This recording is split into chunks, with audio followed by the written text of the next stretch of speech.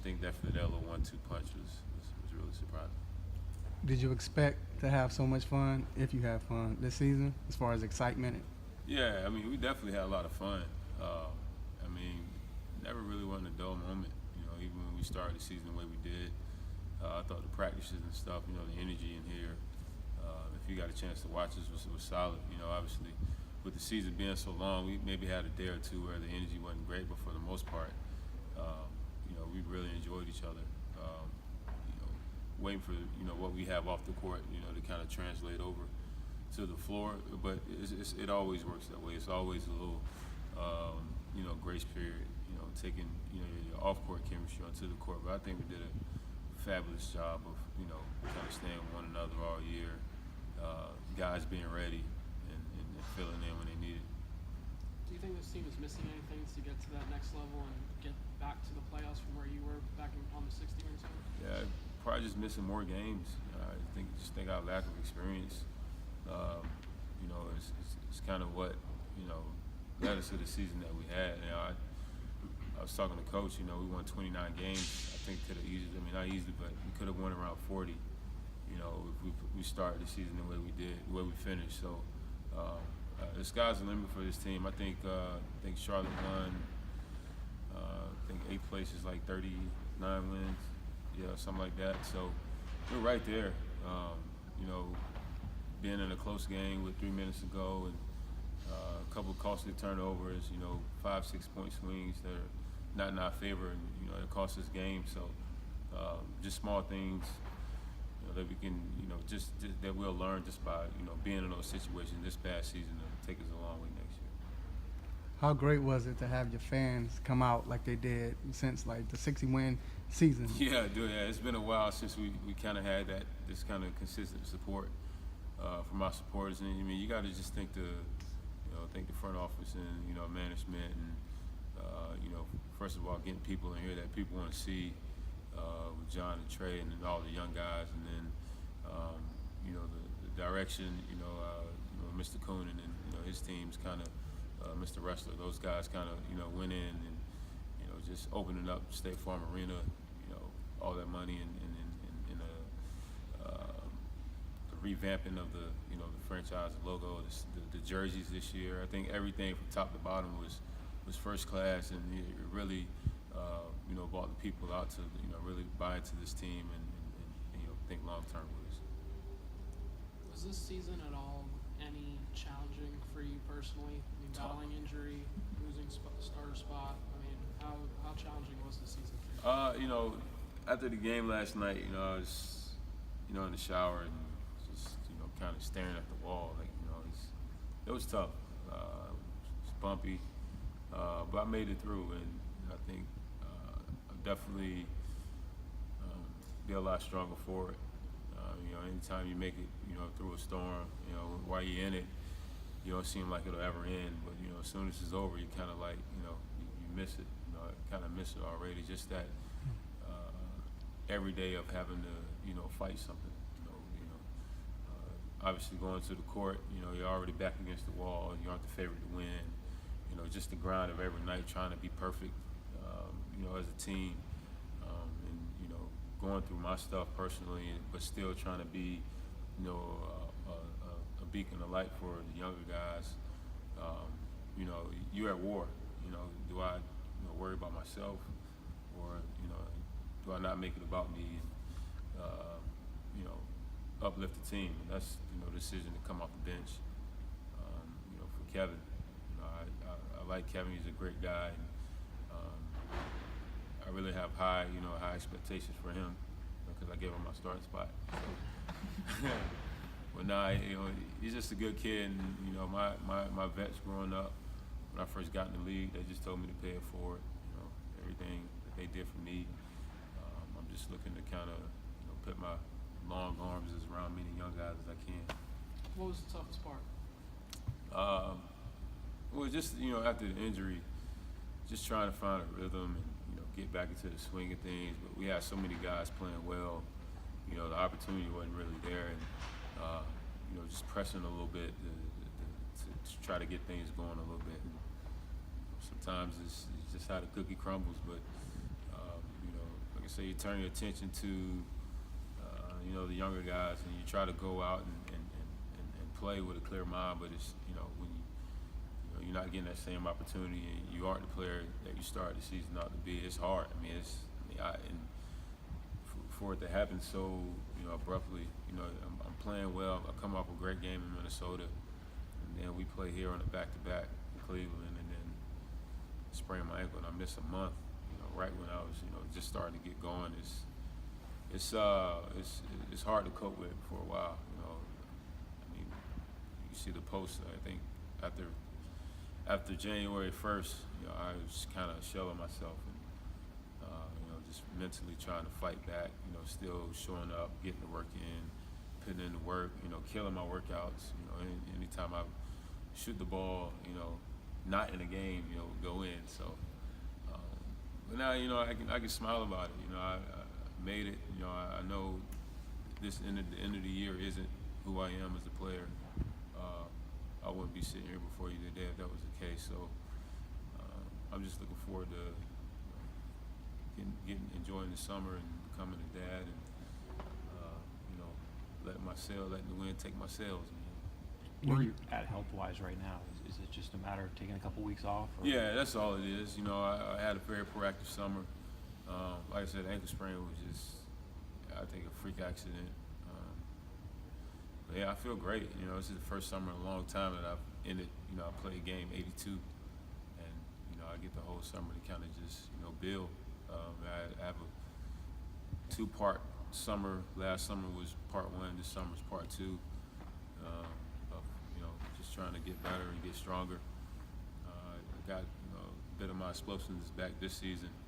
I had some above the rim plays that I'm really proud of. You know, so you know, you take the small victories and keep building. You know, you've been the eldersman for the young guys, but now having Vince, how much of a help was he for you? I mean, I think I latched on to Vince more than anybody. Obviously, with our podcast, the Winging the Podcast, get to spend a lot of time with him off the court, and you know, we hang out. You know, we sit beside each other on the planes. So we spent a ton of time together, and you know, just picking his brain, asking him questions, and you know, just trying to soak up as much information as I can from a guy that's done it for 21 years. You know, that's a mountain of knowledge. You know, anytime he speaks, I'm all ears. And you know, I just love his approach to the game. You know, 21 seasons, to see how he carried himself. You know, in the training room. You know, getting up extra shots, kicking my butt all season and shooting games. You know, it makes you better. So I'm, you know, just, you know, grateful and thankful that I had the opportunity, you know, to be under his wing. I don't know if you know it or not, but I definitely put myself under his wing this season. You know, and like I said, it's gonna make me better. It's gonna make me better down the road. So that's definitely the highlight of my year. At this point of your career, which one do you prefer more? Do you prefer, being like the younger player on a great team where you're like a reserve, or do you prefer being one of the top dogs on a younger team where you're serving as a mentor? Well, you know, I'm just invested in the city of Atlanta. You know, I chose to stay, and with everything that happened over the past couple of years, you know, I kind of felt like I was in college. You know, you come in as a freshman, and then as you grow, you see all the guys in front of you kind of disappear, and then you got new guys coming in. So, you know, I chose that, and I think it's put me in a situation to like grow. I've had to grow. There's no situation that I could have been in where here that would have kept me stagnant. So. Definitely grown, you know, throughout the ups and downs. My role has changed, you know, tremendously, and I've had to adapt. And I like that about myself. I like that about my stay here in Atlanta, is that, you know, the role is always throwing something at me, and I've had to adapt, and that's the only way I feel like I can get better, you know, as a person, you know, as a, you know, not even a player, just, you know, being on your toes every day, and you know, walking down a, you know, unlit path in some situations. You know, you really don't have any guidance as to, you know, what's going on, and it's kind of awkward at times. You know, like the middle child. You know, you got the vets, and then you got the young guys, and then I'm kind of wedged in there somewhere and trying to figure out that dynamic. But these past few years we haven't been in the playoffs, but it's just been it's hard to put into words. And I always take the first 6 weeks of the summer to kind of decompress and try to get closure on things and situations. So it's been great. Trey mentioned the team getting better over time. You mentioned the team getting better over the course of the season. What would you tell some of your younger teammates as far as when they come back next year, how to deal with maybe expectations for team success? Yeah, we're just going to have to start from ground zero. And I tell the guys at halftime, when we walk into a locker room and we have a lead, I'm like, don't forget what got us here.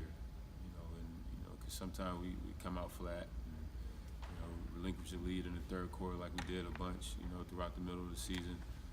But, that's just the growth. And I think our coaching staff will do a good job of relaying that message. I think everything we've been through, having 29 wins, but being in over 50 games, you have to learn to have a sense of urgency throughout. And I think coming out of the gates, we will have a sense of urgency, and I think that's the biggest thing that we can teach them moving forward. Personally, what are you most looking forward to when you actually do become a father? I'm really ready to see how my focus shifts. I want to see, I think everything will heighten. We talk to a lot of fathers, and they say your purpose kind of, shines itself right. I'm really ready to tackle that. I'm really ready to get this extra fire in life. I've been looking forward to it. Obviously, getting married over a year ago was one of those turning stones. Like, hey, I'm a husband now, and now being a dad, you got a family that you got to take care of, and you have something that will matter over everything. So I'm just looking forward to adding that to my arsenal. Did you get to talk to any other young fathers on the team like Dwayne or Torrey? Yeah. No, I've talked to every father I know. It's trying to soak up as much information as I can. Obviously, my vets from Steph and Andre Iguodala. Those guys always give me good words of advice. Richard Jefferson. Just preparing me. Cal Korver, Paul Millsap. Like I said, man, if I wrote down all my vets, I don't think there's another player in the league that can touch this squad. They're taking good care of me, and there's, they've had their hand in my life in some form or fashion, and fatherhood hasn't changed that a bit. I know you said it's kind of hard, because your season's over with, but talk about how excited you are because of today, because the Bastards start, and who you have winning. Oh, yeah. It's golf season now, baby. No, I'm going with Jordan Spieth this week. He's starting to pick up his steam a little bit. Watched him down in Texas. He putted really well, and he loves Augusta. He won there in 16. Should have won in 17. Had to blow up on 12, but I listened to him on the podcast, and he was talking about reinventing himself and having these swing thoughts. And in 16, 17, he had this swing thought, and his miss was short right, and that's what he did on number 12. It wasn't, the moment wasn't too big for him. He just had his miss. So I like hearing that from athletes. I like hearing those kind of stories. I always, the MMA fights or any kind of professional boxing fight where guys come up and they talk, I always kind of look at the facial expressions, how confident they are, and when you hear that kind of confidence in someone's voice, I lean towards that. So, and Tiger's doing this little scare tactic with guys. I know the course now. I've been here a couple times. We ain't buying that. Are you just saying that because Jordan's an Under Armour guy? Yeah, that, and then I like Jordan though, man. I just like how passionate he is. And a lot of guys don't really show a lot of passion in golf. It's either too much or not enough. But he's kind of, I like the way he plays the game. He's solid. just getting back. He's fighting through some stuff, and I like seeing people persevere. So just stick